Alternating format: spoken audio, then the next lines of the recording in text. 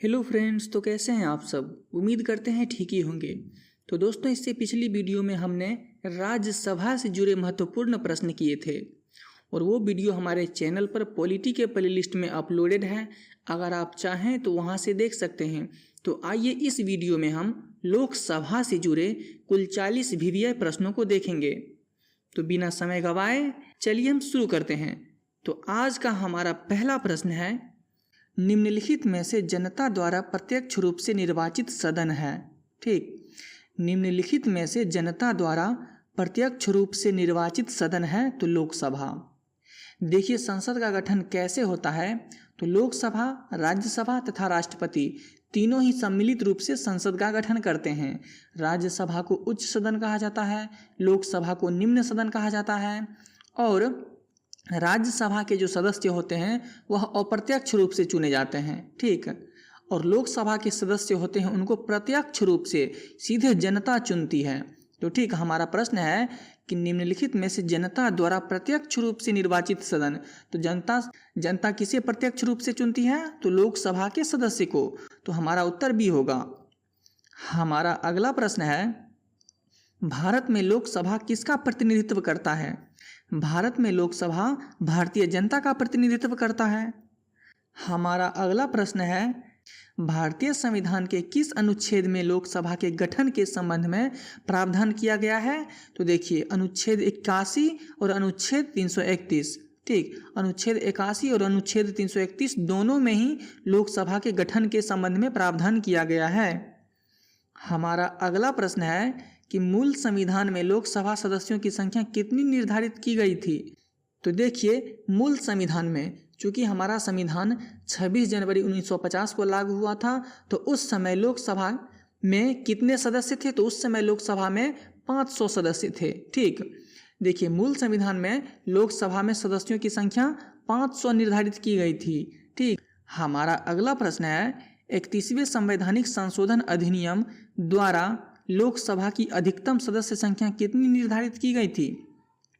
31वां संविधान संशोधन अधिनियम द्वारा लोकसभा की अधिकतम सदस्य संख्या 545 निर्धारित की गई थी। ठीक, देखिए 31वां संविधान संशोधन 1974 के द्वारा लोकसभा सदस्य की अधिकतम संख्या 525 से बढ़ा करके 545 कर दी गई थी। तो यहाँ पर हमारा प्रश्न था कि 31वां संवैधानिक संशोधन के अनुसार उस समय लोकसभा सदस्य की अधिकतम संख्या कितनी थी? तो उस समय लोकसभा सदस्य की अधिकतम संख्या 545 थी। Option D. हमारा अगला प्रश्न है, लोकसभा की अधिकतम सदस्य संख्या कितनी हो सकती है? तो देखिए लोकसभा की अधिकतम सदस्य संख्या 552 हो सकती है। ठीक, वर्तमान में गोवा दमन और दीव पुनर्गठन अधिनियम 1987 द्वारा यह अभी निर्धारित किया गया है कि लोकसभा अधिकतम सदस्य संख्या 552 हो सकती है। हमारा अगला प्रश्न है, वर्तमान में लोकसभा के कितने सदस्यों को राज्य की जनता सीधे निर्वाचित करती है? तो देखिए वर्तमान में लोकसभा के 530 सदस्य को राज्य की जनता सीधे निर्वाचित करती है। ठीक ना, राज्य की जनता 530 सदस्यों को सीधे निर्वाचित करती है। हमारा अगला प्रश्न है, वर्तमान में संघ शासित क्षेत्रों की जनता लोकसभा में अपने कितने प्रतिनिधियों को निर्वाचित कर भेजती है? देखिए संघ शासित क्षेत्र की जनता, तो संघ शासित क्षेत्र की जनता क्या है कि 20, मतलब कि 500 कुल 552 सीट था, जिनमें से 530 सदस्य राज्यों से आते थे और 20 वह केंद्र शासित प्रदेश से आते थे और 2 उनको राष्ट्रपति निर्वाचित करते थे, यानी राष्ट्रपति मनोनीत करते थे। वो आंग्ल भारतीयों के लिए था। ठीक, तो क्या था कि 20 सीट केंद्र शासित प्रदेश से आते थे, लेकिन वर्तमान में क्या है कि 19 सीट ही हैं। ठीक, वर्तमान में संघ शासित क्षेत्रों की जनता लोकसभा में अपने 19 प्रतिनिधि को निर्वाचित कर भेजती है। हमारा अगला प्रश्न है कि वर्तमान में लोकसभा सदस्यों की प्रभावी संख्या कितनी है? तो वर्तमान में लोकसभा सदस्यों की प्रभावी संख्या 545 है। ठीक, देखिए लोकसभा की अधिकतम सदस्य संख्या 552 हो सकती है। यह संख्या लोकसभा के सदस्यों की सैद्धांतिक गणना है और व्यवहारतः वर्तमान समय में लोकसभा की प्रभावी संख्या 530 राज्यों के प्रतिनिधि और 13 संघ शासित प्रदेश और 2 राष्ट्रपति द्वारा नाम निर्देशित, यानी वर्तमान में लोकसभा सदस्यों की प्रभावी संख्या 545 है। दोस्तों मैं आपको यहाँ पर एक बात बता दूं कि 104वां संविधान संशोधन 2019 के तहत क्या किया गया है कि 2 सदस्यों को कम कर दिया गया है। वो जो 2 सदस्य आंग्ल भारतीयों के लिए थे, ठीक ना, आंग्ल भारतीयों के लिए लोकसभा में जो 2 सीट था उनको खारिज कर दिया गया है। खारिज कर दिया गया मतलब हटा दिया गया है। तो अभी वर्तमान में वैसे 543 लोकसभा सीट है। हमारा अगला प्रश्न है, लोकसभा में अनुसूचित जाति के लिए आरक्षित स्थानों की संख्या कितनी है? देखिए, लोकसभा में अनुसूचित जाति के लिए आरक्षित स्थानों की संख्या 84 है। ठीक, लोकसभा में अनुसूचित जाति के लिए आरक्षित स्थान की संख्या 84 है और अनुसूचित जनजाति के लिए 47 सीट है। यानी अनुसूचित जाति के लिए 84, अनुसूचित जनजाति के लिए 47 और कुल मिलाकर के अनुसूचित जाति और अनुसूचित जनजाति के लिए 131 सीट आरक्षित है। हमारा अगला प्रश्न है, लोकसभा में राज्यों को किस आधार पर सीटें आवंटित होती हैं? तो देखिए, लोकसभा में राज्यों को जनसंख्या के आधार पर सीटें आवंटित होती है। मतलब जिस राज्य में जितनी जनसंख्या होंगी वहाँ उतने ही अधिक लोकसभा सीट होंगे। हमारा अगला प्रश्न है, वर्तमान लोकसभा में प्रत्येक राज्य के लिए स्थानों का आवंटन आधारित है। देखिए, वर्तमान लोकसभा में प्रत्येक राज्य के लिए स्थानों का आवंटन आधारित है 1971 की जनगणना पर। ठीक ना, 1971 की जनगणना पर क्या है कि वर्तमान लोकसभा में प्रत्येक राज्य के लिए स्थानों का आवंटन किया गया है। हमारा अगला प्रश्न है, लोकसभा के निर्वाचन क्षेत्रों का सीमा निर्धारण पहली बार निम्नलिखित में से किस ईस्वी सन में किया गया था? तो 1972। लोकसभा के निर्वाचन क्षेत्रों का सीमा निर्धारण पहली बार 1972 ईस्वी में किया गया था। हमारा अगला प्रश्न है, लोकसभा में राज्यवार सीटों का आवंटन 1971 की जनगणना पर आधारित है। यह निर्धारण किस वर्ष तक यथावत रहेगा? तो 2026 ईस्वी तक। ठीक ना, लोकसभा में राज्यवार सीटों का आवंटन 1971 की जनगणना पर आधारित है और यह निर्धारण वर्ष 2026 ईस्वी तक रहेगा। हमारा अगला प्रश्न है, लोकसभा के सभी निर्वाचन क्षेत्र निम्न में से किस प्रकार के होते हैं? तो देखिए, लोकसभा के सभी निर्वाचन क्षेत्र एक सदस्यीय निर्वाचन क्षेत्र होते हैं। ठीक ना, एकल सदस्यीय मतलब कि एक निर्वाचन क्षेत्र से एक ही लोकसभा के सदस्य हो सकते हैं। हमारा अगला प्रश्न है कि लोकसभा के एक निर्वाचन क्षेत्र कम से कम कितनी जनसंख्या का प्रतिनिधित्व करती है? तो देखिए, लोकसभा का एक निर्वाचन क्षेत्र कम से कम 7.5 लाख जनसंख्या का प्रतिनिधित्व करती है। और मैं आपको बता दूं कि देश का सबसे बड़ा निर्वाचन क्षेत्र आंध्र प्रदेश का मलकागिरी लोकसभा निर्वाचन क्षेत्र है। यहाँ कुल 29,53,915 मतदाता हैं। ठीक ना, तो यानी देश का सबसे बड़ा निर्वाचन क्षेत्र कौन सा है? तो आंध्र प्रदेश का मलकागिरी लोकसभा निर्वाचन क्षेत्र। हमारा अगला प्रश्न है कि अनुसूचित जाति और अनुसूचित जनजातियों के प्रतिनिधियों के लिए लोकसभा में कितने सुरक्षित निर्वाचन क्षेत्रों की व्यवस्था की गई है? तो 131। मैंने बताया था कि अनुसूचित जाति के लिए लोकसभा में कितने सीट आरक्षित हैं? तो 84 सीट और अनुसूचित जनजाति के लिए 47 सीट। अगर आप दोनों को जोड़ेंगे तो कुल 131 सीट हैं जो कि अनुसूचित जाति और अनुसूचित जनजाति के लिए लोकसभा में आरक्षित किए गए हैं। हमारा अगला प्रश्न है कि लोकसभा के लिए प्रथम आम चुनाव कब हुआ था? तो देखिए, लोकसभा के लिए प्रथम आम चुनाव 1952 को हुआ था। ठीक, देखिए, अगस्त 1947 में स्वतंत्र होने और 26 जनवरी 1950 को अपना संविधान लागू करने के बाद 1952 में भारत का पहला आम चुनाव संपन्न हुआ। हमारा अगला प्रश्न है, क्षेत्रफल की दृष्टि से देश का सबसे छोटा लोकसभा निर्वाचन क्षेत्र कौन सा है? क्षेत्रफल की दृष्टि से देश का सबसे छोटा लोकसभा निर्वाचन क्षेत्र कौन सा है? तो चांदनी चौक। ठीक, चांदनी चौक कहाँ है? तो दिल्ली में है। हमारा अगला प्रश्न है, भारत में क्षेत्रफल की दृष्टि से सबसे बड़ा संसदीय निर्वाचन क्षेत्र कौन सा है? तो देखिए, क्षेत्रफल की दृष्टि से सबसे बड़ा संसदीय निर्वाचन क्षेत्र कौन सा है? तो लद्दाख। ठीक, लद्दाख जो है वह क्षेत्रफल की दृष्टि से सबसे बड़ा संसदीय निर्वाचन क्षेत्र है। हमारा अगला प्रश्न है, कौन सा संवैधानिक संशोधन राज्यों से चुने जाने वाले लोकसभा के सदस्यों की संख्या बढ़ाने से संबंधित है? देखिए, 7वां और 31वां। ठीक, यानी 7वां और 31वां संवैधानिक संशोधन राज्यों से चुने जाने वाले लोकसभा के सदस्यों की संख्या बढ़ाने से संबंधित है। हमारा अगला प्रश्न है कि लोकसभा में केंद्र शासित प्रदेशों के प्रतिनिधित्व चुने जाते हैं। लोकसभा में केंद्र शासित प्रदेशों के प्रतिनिधित्व कैसे चुने जाते हैं?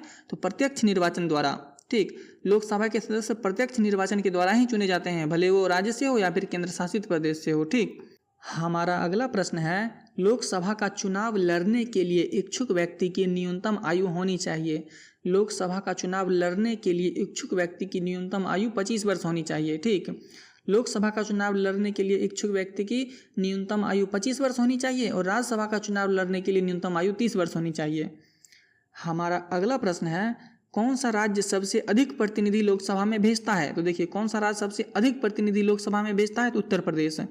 ठीक, उत्तर प्रदेश में 80 लोकसभा सीट है जो कि सबसे अधिक है। ठीक, तो सबसे अधिक प्रतिनिधि लोकसभा में कौन भेजता है? तो उत्तर प्रदेश।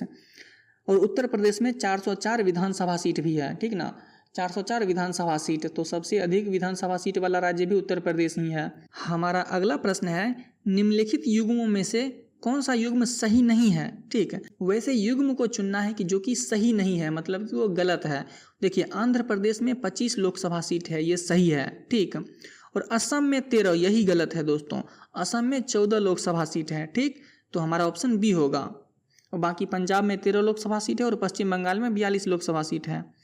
हमारा अगला प्रश्न है, किस राज्य का लोकसभा एवं राज्यसभा में प्रतिनिधि सबसे अधिक है? तो देखिए, किस राज्य का लोकसभा एवं राज्यसभा दोनों में प्रतिनिधित्व सबसे अधिक है? तो वो उत्तर प्रदेश का है। ठीक, उत्तर प्रदेश में 80 लोकसभा सीट है और 31 राज्यसभा सीट है। ठीक, यही सर्वाधिक है।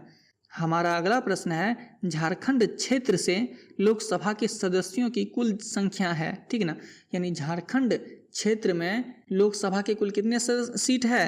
तो 14 सीट है। ठीक, यानी झारखंड क्षेत्र से लोकसभा के सदस्यों की कुल संख्या 14 है। हमारा अगला प्रश्न है, निम्नलिखित में से राज्यों के किस युग्म को लोकसभा में समान सीट प्राप्त है? तो देखिए, आंध्र प्रदेश तथा राजस्थान। ठीक, आंध्र प्रदेश और राजस्थान दोनों को ही लोकसभा में 25-25 सीटें मिली हुई हैं। ठीक, तो यानी दोनों को ही बराबर है, तो हमारा उत्तर डी होगा। हमारा अगला प्रश्न है कि उत्तर प्रदेश के अतिरिक्त लोकसभा के किन 2 राज्यों का प्रतिनिधित्व सबसे अधिक है? यानी उत्तर प्रदेश को छोड़ करके बाकी कौन से 2 राज्य हैं जिनमें सबसे अधिक लोकसभा सीट है?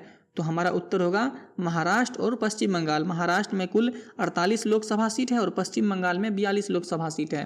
यानी सबसे ज़्यादा कहाँ है? तो उत्तर प्रदेश में है 80 लोकसभा सीट, उसके बाद महाराष्ट्र में है 48 लोकसभा सीट, उसके बाद पश्चिम बंगाल में 42 लोकसभा सीट। हमारा अगला प्रश्न है, वर्तमान में किस राज्य का लोकसभा में अधिकतम सदस्यों की संख्या के हिसाब से दूसरा स्थान है? ठीक, तो वर्तमान में किस राज्य का लोकसभा में अधिकतम सदस्यों की संख्या के हिसाब से दूसरा स्थान है? तो महाराष्ट्र। सबसे अधिक लोकसभा सीट कहाँ है? तो उत्तर प्रदेश में है 80 और सेकेंड नंबर पर महाराष्ट्र में ही है 48। हमारा अगला प्रश्न है कि उत्तर प्रदेश के बाद सबसे अधिक संसदीय क्षेत्र किस राज्य में है? ठीक, उत्तर प्रदेश के बाद सबसे अधिक संसदीय क्षेत्र किस में है? तो महाराष्ट्र में है 48, अभी हमने तुरंत देखा था। ठीक, हमारा अगला प्रश्न है कि बिहार के लोकसभा की सीटों की कुल संख्या कितनी है? तो बिहार में 40 लोकसभा सीट है। ठीक, बिहार में लोकसभा सीट कितनी है? 40। हमारा अगला प्रश्न है, छत्तीसगढ़ राज्य में लोकसभा के कितने निर्वाचन क्षेत्र हैं? तो छत्तीसगढ़ राज्य में लोकसभा का कितना सीट है? तो 11 सीट है। ठीक, हमारा अगला प्रश्न है, निम्नलिखित 4 राज्यों में से किस राज्य से लोकसभा में सबसे कम सदस्य हैं? तो ये जो 4 दिए गए हैं इनमें से पूछा है कि सबसे कम सदस्य कहाँ हैं? तो सबसे कम सदस्य हरियाणा में है, 10 गो है। ठीक, हमारा अगला प्रश्न है, जहाँ तक लोकसभा में प्रतिनिधित्व का प्रश्न है तो कौन से राज्य दूसरे तथा तीसरे दर्जे पर हैं? लोकसभा में दूसरे दर्जे पर कौन सा है? तो महाराष्ट्र और तीसरे पश्चिम बंगाल, यानी कि महाराष्ट्र में 48, पश्चिम बंगाल में 42। हमारा अगला प्रश्न है, लोकसभा में किस संघ शासित क्षेत्र के सर्वाधिक प्रतिनिधि निर्वाचित होकर आते हैं? तो दिल्ली, यानी दिल्ली में लोकसभा की 7 सीटें हैं जो कि केंद्र शासित प्रदेशों में सबसे अधिक है। ठीक है, हमारा अगला प्रश्न है, संघ शासित क्षेत्र दिल्ली कितने प्रतिनिधि निर्वाचित कर लोकसभा में भेजता है? तो दिल्ली 7 प्रतिनिधि को निर्वाचित कर लोकसभा में भेजता है। हमारा अगला प्रश्न है, लोकसभा में सर्वाधिक प्रतिनिधि के आधार पर राज्यों का सही क्रम। देखिए, लोकसभा में सबसे अधिक सीट किसका है? तो उत्तर प्रदेश का है, उसके बाद महाराष्ट्र का, उसके बाद पश्चिम बंगाल को, तो हमारा उत्तर भी होगा। हमारा अगला प्रश्न है, लोकसभा का सामान्यतः कार्यकाल कितने वर्ष का होता है? तो लोकसभा का सामान्यतः कार्यकाल 5 वर्ष का होता है। हमारा अगला प्रश्न है, आपातकाल के दौरान संसद लोकसभा का कार्यकाल एक बार में कितने समय के लिए बढ़ा सकती है? तो देखिए, आपातकाल के दौरान संसद लोकसभा का कार्यकाल 1 वर्ष के लिए बढ़ा सकती है। संविधान के अनुच्छेद 352 के अंतर्गत आपातकाल के प्रख्यापन के प्रभावी होने की अवधि के दौरान स्वयं संसद द्वारा पारित अधिनियम द्वारा सामान्य कार्यकाल को बढ़ाया जा सकता है और 1 वर्ष के लिए बढ़ाया जा सकता है। तो दोस्तों यहीं पर हमारा यह वीडियो खत्म हुआ। अगर आपको यह वीडियो अच्छा लगा तो कृपया चैनल को लाइक शेयर एंड सब्सक्राइब करें। Thank you.